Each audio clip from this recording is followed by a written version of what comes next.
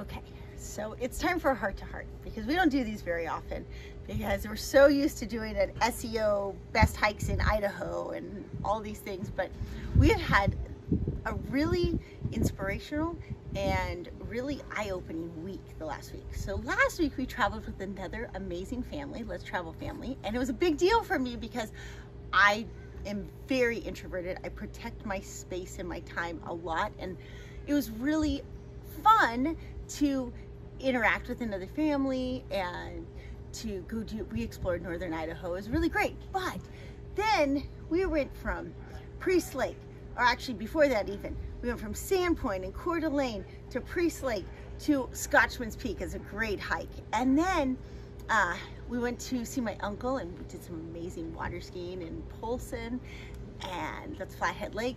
And then we went down to Henry's Lake and we met a bunch of other really cool families that also full-time RV or world travel. And so I stepped outside my comfort zone. It was really cool to like step outside. I always preach it, and to do it, it was great. That doesn't mean like you do it and feel like, oh my gosh, I've missed out. It's just like, wow, I did it. That's great. I experienced it. I know it works for me, but I still got to balance the two. And then we did finally a bucket list thing that we have been dying to do for so long. Gabby, Isabel, and I hiked to the top of Middle Teton. We were so excited to. It was a hard hike. You have to watch the entire video on that one. But it was harder than I expected, and more powerful of an experience than I expected to. But we finished that, and we thought we were going to do another 19-miler a couple days later, but we were kind of like, well, we're a little bit in limbo again, you know. 5 years living in an RV, things do not always just present. Sometimes they present themselves and you take up the opportunity, but sometimes you have to just kind of put yourself out there and see which way life takes you. And right now we're in one of those phases of, you know, California is just not, that was our compromise for a long time, and it's just not our compromise anymore. And so we are working on moving all of our SHIT to South Dakota because we have 2 RVs and 3 vehicles and a whole lot of toys.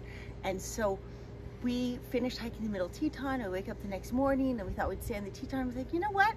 We're driving to San Diego. And sure enough, we drove straight through the night because Las Vegas was so hot that I wanted to hit Vegas at 6 a.m. when it was the coldest.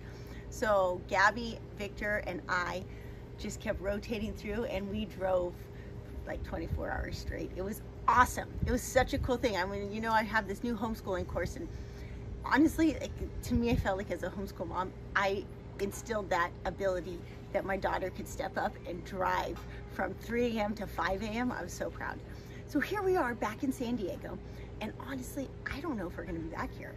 I don't know. It's gonna be years, I feel like sometimes, or I don't know. I don't want to say never, but it feels like a long time. And so we're gonna spend a week enjoying the surf, even though it's probably really small, and going through all of our stuff and really making hard decisions. So my point was that I wanted to share with you was that, hey, we live this amazing life, and I know you're probably jealous sometimes, but it's all based on hard decisions all the time. Things like pulling into Salt Lake City at 10:15 and missing the campground because it closed at 10, and the police rolling you 5 minutes later because you can't park outside the campground, and deciding like, you know what, it's 10:30 at night, you know, if we drive 12 hours straight, we can make it to San Diego by 10:30 tomorrow morning, and doing it. And that's the kind of stuff that happens all the time in our life, and you just have to embrace the hard. It's always hard. Everyone, we got to San Diego, is very eye-opening. We've been in communities where there haven't been many masks. Here, I haven't seen anybody defy the mask yet. And to see the differences, it's, you know, you have to really stop every so often and think like, is this serving me? Or if I just chose hard, where would that take me? Okay, so that's my inspiration for you, my ramble. Told you it didn't have necessarily a point, but we're back with our 5th wheel. We've been in our Class C Momo for 3 months, and I love Momo because it's white and there's all this light and it gets into so many easy spots. But then we got to Appa. This is our Appa, and Aang, our truck. Really, that's what I came back. I came back for my truck. I love my truck. And so we have a pile of surfboards here that we're gonna go take out tomorrow and the next day. And I don't know, we might be letting go of this, we might take it with us, but just remember, It's always, hard decisions are part of life, so embrace them.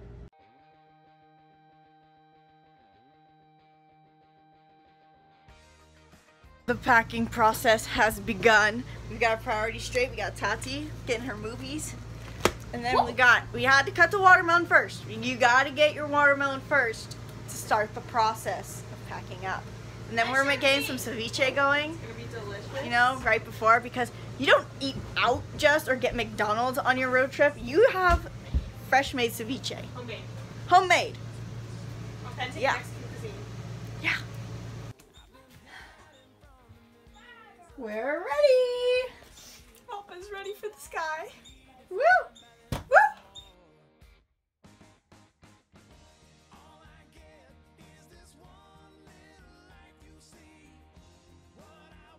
It's the next day and we finally made it to Las Vegas. But a lot happened before that. The good news is we have 4 new tires. So That too. we're not dead. And we have 4 new tires We because give you a full recap, but I slept like 2 hours last night, so I'm just gonna go back to sleep. anything you guys have to say? I slept good. You slept good? Yeah, I slept like 9 hours. Do I look like I've been to hell and back? There's a reason. So this bathing suit that I'm wearing, today's Tuesday, it's about 6 o'clock. I put this on yesterday, Monday morning at 8 a.m. thinking I was just going to go surf and then go back to the RV and then have a couple days. But in our family, we have a rule of 5. Be ready in 5 minutes, 5 hours, 5 days, 5 months, because part of living this lifestyle means we've never really been on a time schedule. And so we're super productive. And so if I'm busy writing a blog, or if I just surfed really hard and I want to read a magazine or chill, I don't do that very often, but you get it. That my kids always go like, Mom, what are we doing? What are we doing next? When are we going to be somewhere? And they just know what 5 minutes or 5 hours. So on the way to surf, I said, you know, I didn't sleep that well last night. I'm really worried. You saw my IGTV last week. I was really worried about what we were going to take to South Dakota. And I went back and forth about 100 times. And if you watch my homeschooling cognitive function thing, you'll know that my dominant function is TE, which means I have to verbalize everything. I run my plans out loud, and so my kids are laughing at me all the time because I'll say, we're going in this. Oh no, we're going to do this. Or what about this? And I just have to verbalize them all until I get to the one that feels right. So Monday morning, yesterday, when I put on this bathing suit and this t-shirt, I thought for sure, oh, I'll be back. But driving there, I thought, God, I'm not sleeping because I'm so worried about what to take to South Dakota that, you know what, it's just, I gotta rip the Band-Aid. We're leaving. After this surf session, we're packing up, we're gonna head out. You can imagine how patient my husband is with these split-second decisions. He was already planning on not coming until later to meet us. Anyway, so we ended up packing up the RV really fast. The thing is that this fifth wheel, like, we have a lot of content. We need more, but we have a lot of content about what kind of RV you should downsize to or what you should travel in, because a Class C is so nimble, agile. We can travel relatively fast. It's just so easy, but it's not very comfortable. And the idea of living in it in South Dakota, possibly in the winter, because who knows what's going to happen. You know, 2020's thrown out all the surprises, and I have a feeling there's a lot more coming this year.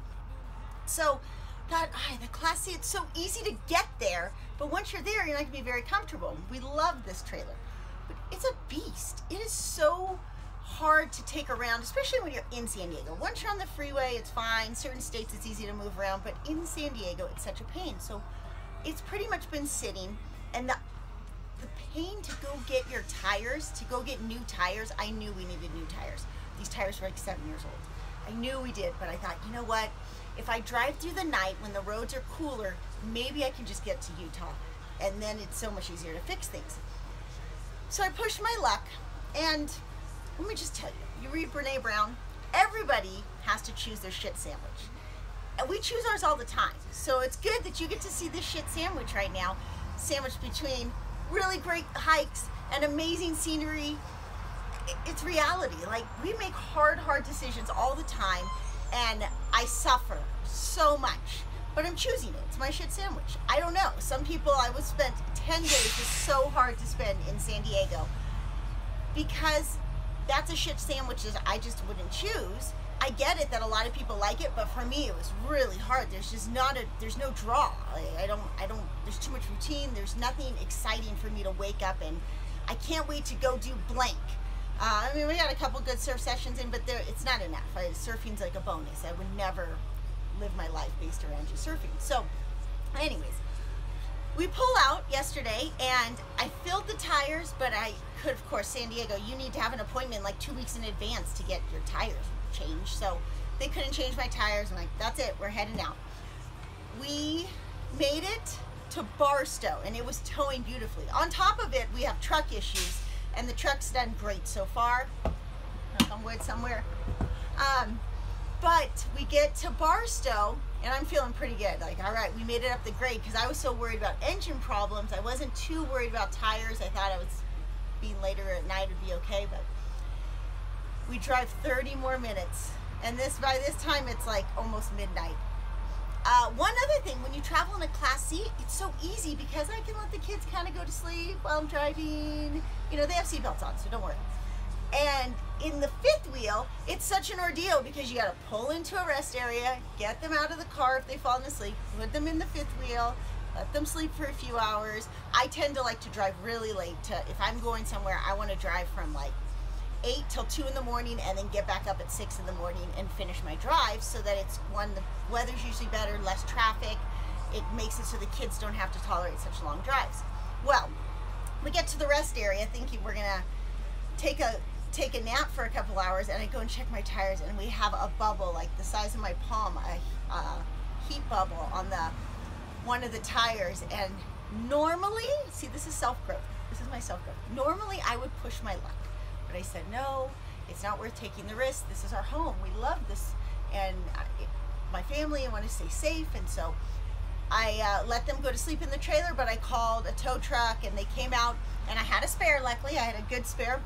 Put the spare on, and I thought, okay, I'm going to get an hour of sleep. It was 1:30 in the morning by then. I'm going to get maybe an hour or two of sleep. I'm set my alarm for 3:30. I got this. I believe, please, come on, manifest it. But no such luck. We get to the top of, pulling out of Baker. If you ever drive in California, from Baker up almost to the state line is a really long grade. And we get like, we're almost at the top, probably a half mile from the top, and you hear, psh. So blew a flat, 5 in the morning at this point, and you have to find somebody who can bring you tires now, because now I'm out of tires. Luckily, there was found somebody, took about an hour or 2 hours, which the negative of that is that now we're driving through the desert in the heat. Here I was trying to avoid the heat. If you have to drive through Vegas in the summer, you want to do it from like 5:30 to 7:30 a.m. for the best temperature. So we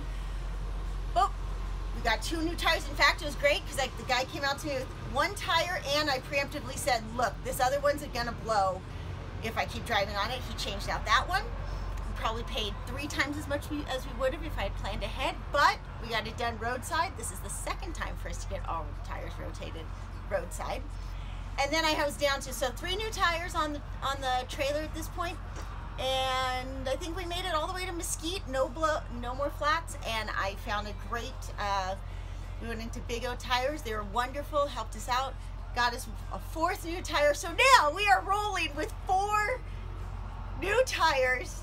So far the engine's doing good. We're 35% of the way to South Dakota.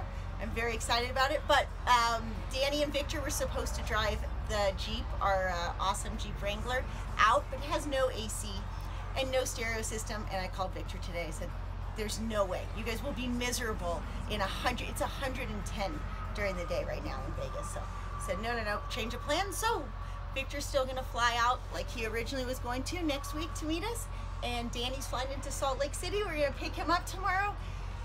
I don't know, it's different. It's so different to travel with a big rig. Like, if you want to downsize to a big 5th wheel, you have to completely change your mentality of travel. Or if that's how you travel and you want to travel like we do, I have a video that I've never published that shows how we travel so fast and do so many cool adventures is because of the Class C. We can travel hard and fast in it, and it's great. But check out, this is how we improvise, because one thing is we're trying to cover a lot of miles, and I don't want to drive during the day, so we have the fifth wheel, and you have to manage food. Remember, we're not fast food people, nor will I wear a mask to go into anywhere, so we had to make sure we had enough food and then an ability to cook it, because when you have a big fifth wheel, all your slides compress. So in a Class C, we could travel, pull into a rest area like we are now, cook food, clean up real quick, and hit the road. It's so easy. This is a pain, because we had to open up all the slides to find the dishes that we left in the back, and then we had to to push this out, because I ran into Costco and got some salad and guac and all that fun stuff. But roadside, in a rest area, we are still eating amazing chorizo tacos, guac, fresh chile, sour cream. I mean, we're not roughing it. By any means, we're not roughing it. And look at, you know, this is our shit sandwich. We've got mess kind of here, but look how cute. Jiraiya and Tati and Gabby are out playing in the grass. I mean, what's not to love? It's great. So ask me your questions, because this is, go ahead, ask me questions in the comments, about just road tripping in general, traveling when you're a full-timer, how to oh my gosh, did you see the stuff we packed up? Going, emptying Momo and Appa and putting everything and deciding. It was almost like re-downsizing our life again, because I kind of have this gut feeling that some things are going to change come fall, and I don't know if we're going to make it back to San Diego. I hope we do. I really want to, trying to manifest the positive, but it just, you know, you read the signs. Oh my gosh, the number of 5G towers that we've seen on the highway since we left San Diego, and you compare it to 3 months ago when we left San Diego, crazy, crazy. So ask me questions about any of that stuff, like what we eat, how do we manage meals while we travel this fast. I make my kids starve a lot, but that's okay. They really appreciate those tacos at the end of the day. I think this is our first meal since we arrived. Is this the first meal we've had? Oh yeah, we made a little bit of ceviche when we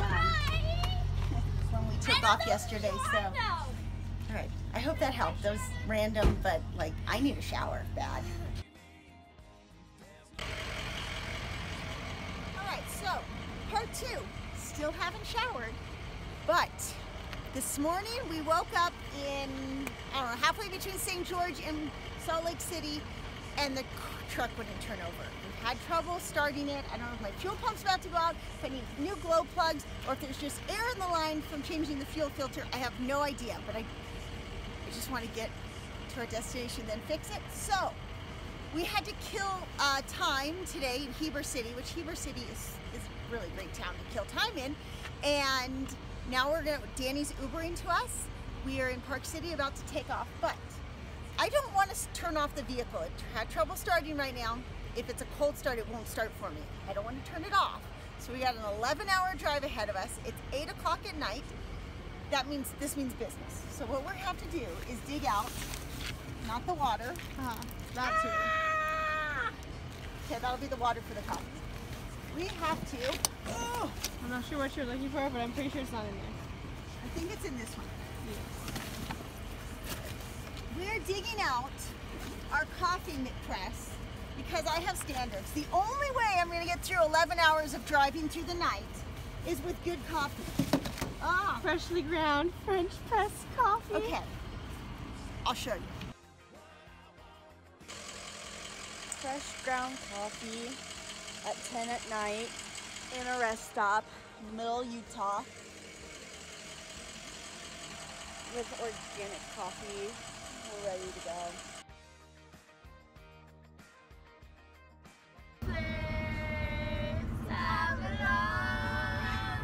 South Dakota, Spearfish Canyon, take me home. Okay, they're officially delirious. We've been driving for so long. They're losing their minds.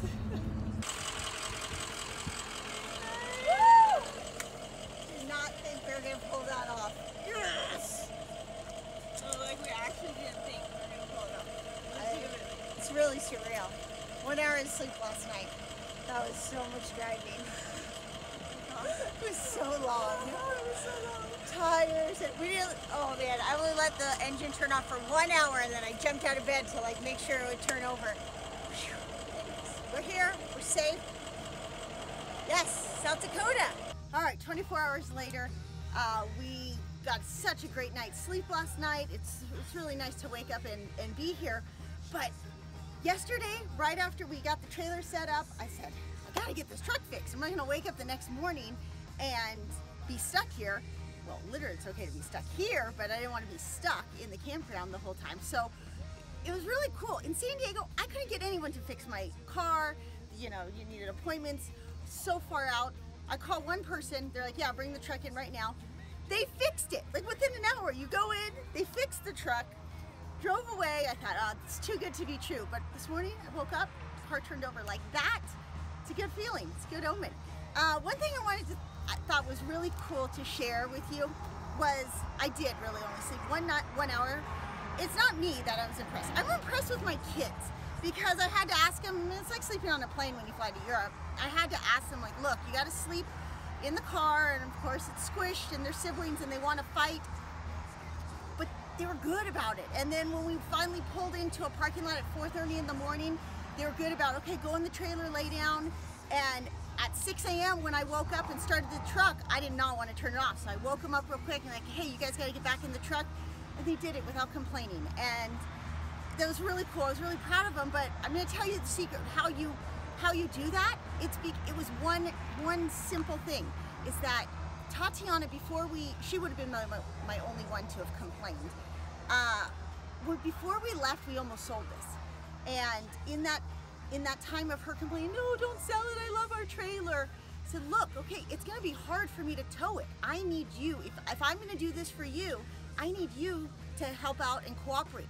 And those moments when she was tired on the drive or wanted to fight with her brother, all I had to do was look at her and say, like, this was a choice, you wanted this, so now you have to do this for me.